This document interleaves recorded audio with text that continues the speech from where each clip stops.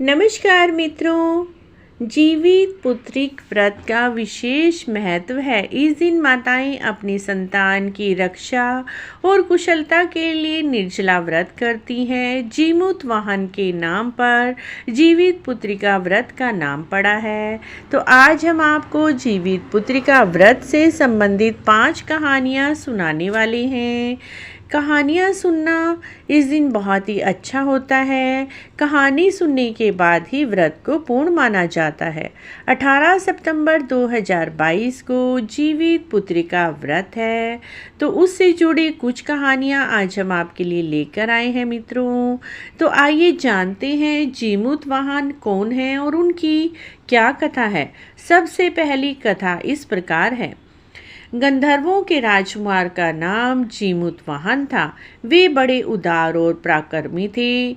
जीमूत वाहन के पिता वृद्ध अवस्था में वानप्रस्थ आश्रम में जाते समय अपने राज सिंहासन पर उन्हें बैठाया, किंतु उनका मन राजपाट में नहीं लगता था। वह राज्य का भार अपने भाइयों पर छोड़कर स्वयं वन में पिता की सेवा करने के लिए चले गए। वहां पर उनका माल्यावती नामक राजकन्या से विवाह हो गया।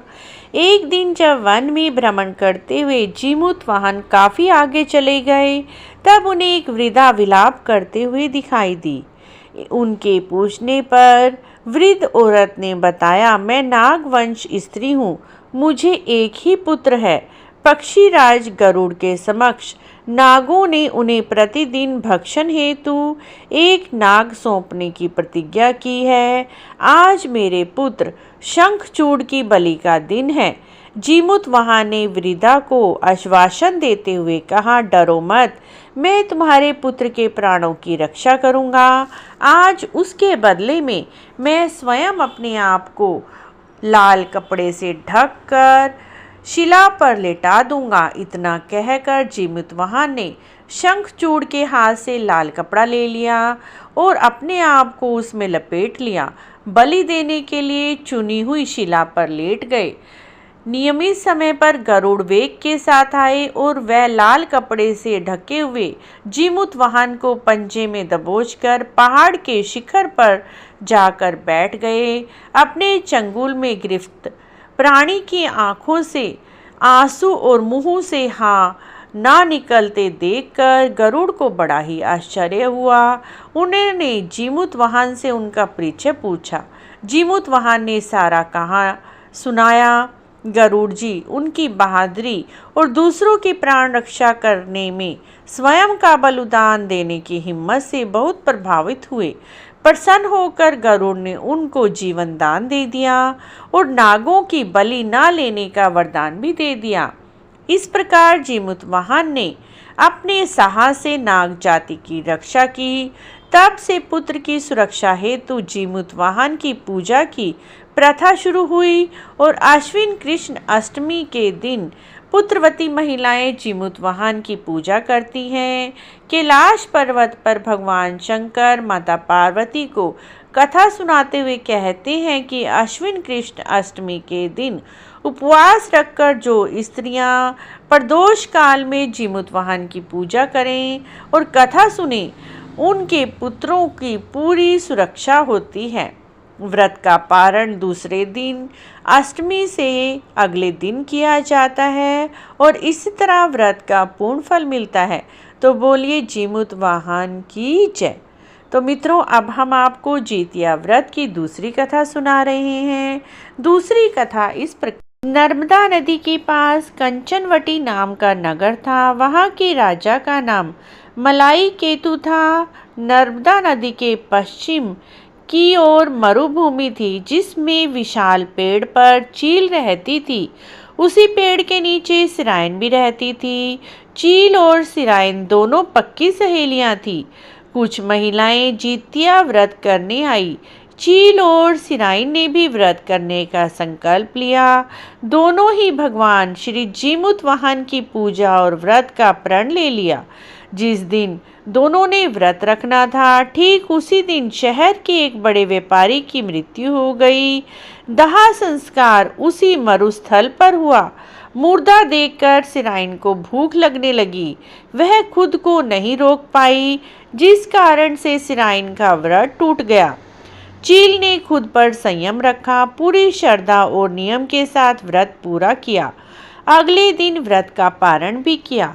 उसके बाद अगले जन्म में दोनों सहेलियों ने ब्राह्मण परिवार में जन्म लिया। उनके पिता का नाम भास्कर था। चील बड़ी बहन बनी और सिराइन छोटी बहन हुई।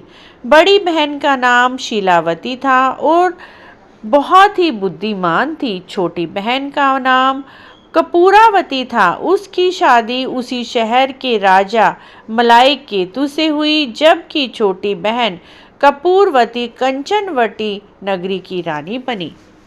जब भगवान जिमुतवाहन के आशीर्वाद से बड़ी बहन शीलावती को 7 पुत्र हुए, लेकिन कपूरावती बच्चे जन्म देती तभी बच्चे मर जाते। कुछ साल बाद शीलावती के 7 पुत्र बड़े हो गए, राजा के दरबार में अच्छा काम करने लगे। उन्हें देखकर कपूरावती के मन में ईर्ष्या और जलन हो गई। इस ईर्ष्या की भावना से कपूरावती ने राजा से कहकर शीलावती के 7 बेटों के सिर कटवा दिए। उन 7 सिरों को बर्तन में डालकर ढक दिया और शीलावती के पास भिजवा दिया। यह सब देखकर भगवान जिमुतवाहन ने मिट्टी की सहायता से 7 भाइयों के सिर बनवाए। सभी को धड़ से जुड़वाकर अमृत छिड़क दिया, जिस कारण 7 भाई फिर से जिंदा हो गए और घर लौट आए। रानी ने जो कटे सिर भिजवाए थे वह सब फूल बन गए। कपूरावती समाचार पाकर बहुत व्याकुल हुई, लेकिन जब उसे यह पता चला तो वह अपनी बड़ी बहन के घर गई। वहां सबको जिंदा देखकर आश्चर्य में पड़ गई और बेहोश हो गई। कपूरावती होश में आई तो उसने अपनी बड़ी बहन को सारी बात बताई और अपनी गलती पर पश्चाताप करने लगी। भगवान जिमुतवाहन की कृपा से बड़ी बहन को पूर्व जन्म की सभी बातें याद थी। वह अपनी छोटी बहन को उसी पेड़ के नीचे लाकर पहले जन्म की सारी बात सुनाने लगी, जिसे सुनकर कपूरावती फिर बेहोश हो गई और मर गई। जब राजा तक इस बात की सूचना मिली तो उन्होंने उस जगह पर पेड़ के नीचे कपूरावती का दाह संस्कार कर दिया। तो मित्रों, जीवित पुत्रिका वाहन की दूसरी कथा संपूर्ण हुई। यदि आपको यह कहानी अच्छी लगी है तो कमेंट में जिमुतवाहन की जय अवश्य लिखिए। अब हम आपको जितिया व्रत की तीसरी कहानी सुना रहे हैं। तीसरी कहानी इस प्रकार है। 2 बहनें थीं जिनका नाम था चुलैया और सिरैया। चुलैया बहुत मेहनती थी, गरीब थी। वह मजदूरी करके अपने बच्चों को पालती थी, लेकिन सिरैया गलत आचरण करने वाली थी, जो हमेशा मौज ऐश करती, चुलैया से जलती थी। हर वक्त सिरैया यह सोचती, चुलैया इतना खुश कैसे रहती है। चुलैया की हंसी खुशी सिरैया को सहन नहीं हो पाती थी, जिस कारण सिरैया चुलैया के संतानों को संताने का प्रयास करने लगी।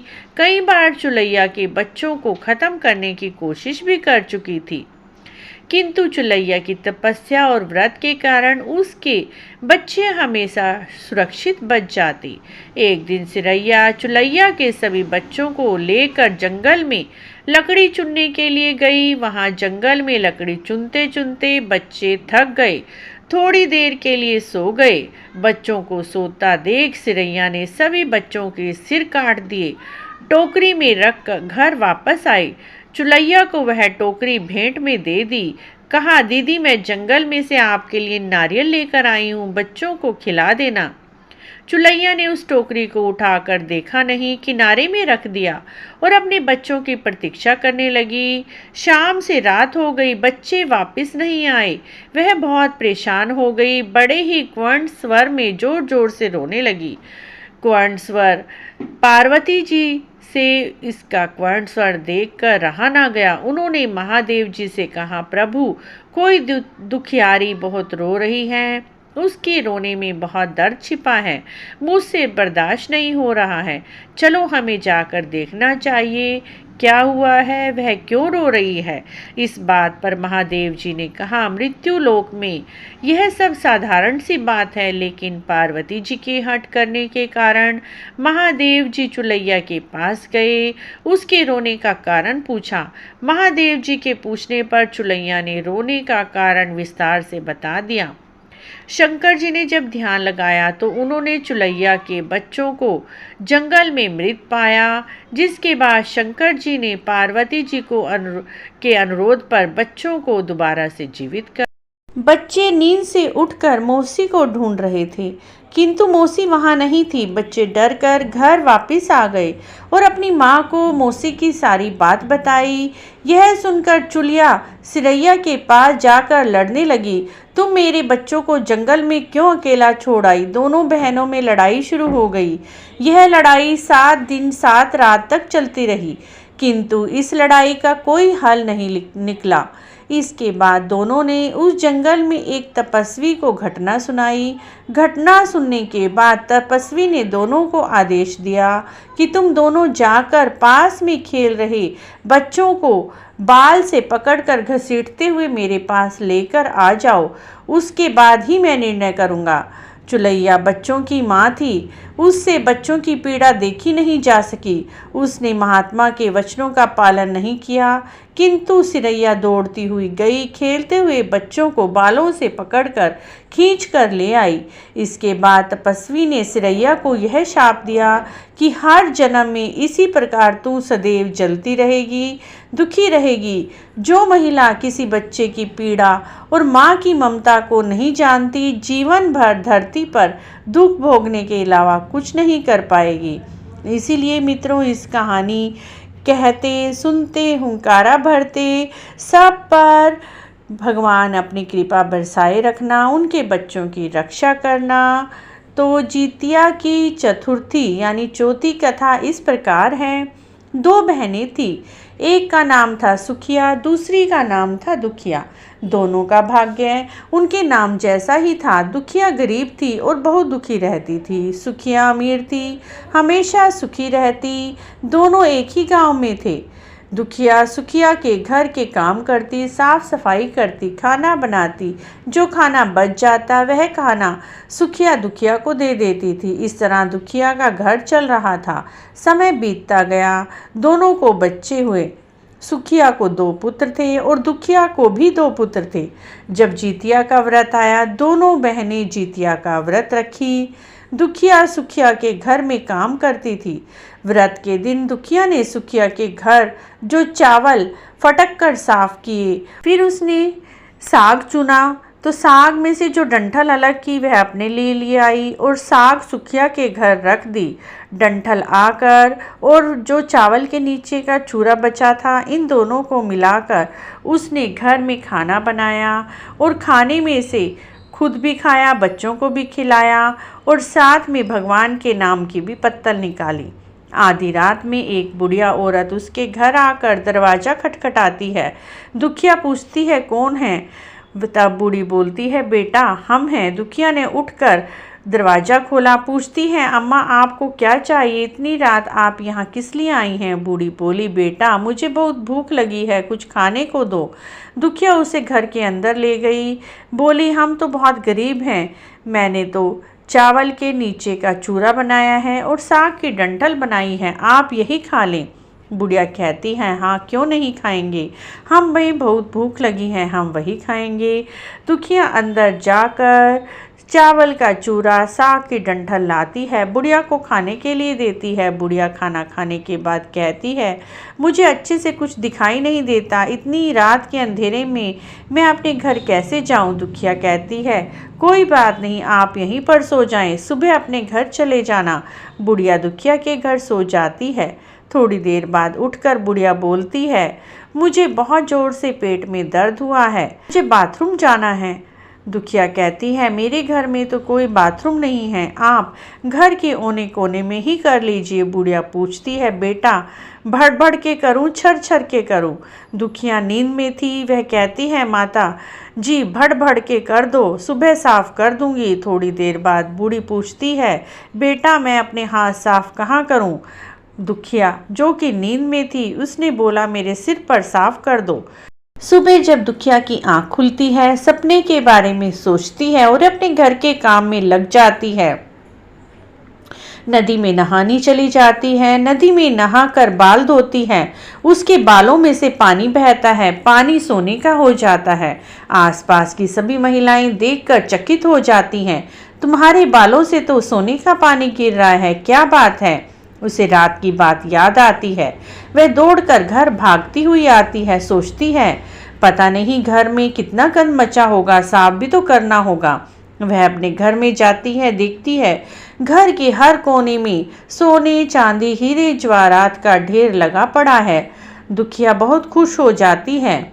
जीमुतवाहन की कृपा से और माँ की कृपा से उसका घर पूरा धन दौलत से भर जाता है। और जीमुतवाहन जी ने उसे इतना सारा आशीर्वाद दिया। उसने सच्चे मन से जीमुतवाहन जी का व्रत किया था। हे जीमुतवाहन महाराज, जैसा आपने दुखिया को दिया वैसा सबको देना, वैसे ही सबके भंडार भरना। तो अब मित्रों, अब हम आपको जितिया व्रत की 5वीं कहानी सुनाने जा रहे हैं। ये कहानी महाभारत के समय की है। महाभारत के युद्ध में जब अश्वत्थामा अपने पिता की मृत्यु से बहुत दुखी थे, अपने पिता की मृत्यु का बदला लेना चाहते थे, जिस कारण वह पांडवों के शिविर में घुस गए। शिविर में उस समय 5 लोग सोए हुए थे, जिसके कारण अश्वत्थामा ने उन्हें पांडव समझकर खत्म कर दिया। यह माना गया। सभी पुत्र द्रौपदी के 5 पुत्र थे। इसके बाद अर्जुन ने अश्वत्थामा को बंदी बना लिया, उसकी दिव्य मणि भी छीन ली, जिसके कारण अश्वत्थामा ने क्रोध में आकर अभिमन्यु की पत्नी के गर्भ में पल रहे शिशु को ब्रह्मास्त्र के जरिए मारना चाहा। इसके बाद भगवान श्री कृष्ण ने अपने सारे पुण्यों का फल उत्तरा की अजन्मी संतान को के गर्भ में पल रहे शिशु को दे दिया, जिससे गर्भ में पल रहे शिशु की रक्षा हुई। श्री कृष्ण जी की कृपा से इस पुत्र का नाम जीवित पुत्रिका रखा गया। तब से लेकर आज तक सभी स्त्रियां अपने संतान की लंबी आयु के लिए, मंगल कामना के लिए जितिया व्रत यानी जीवित पुत्रिका व्रत रखती हैं। यह परंपरा तभी से चली आ रही है मित्रों। तो बोलिए जीमुतवाहन जी की जय, जीवित पुत्रिक व्रत की जय।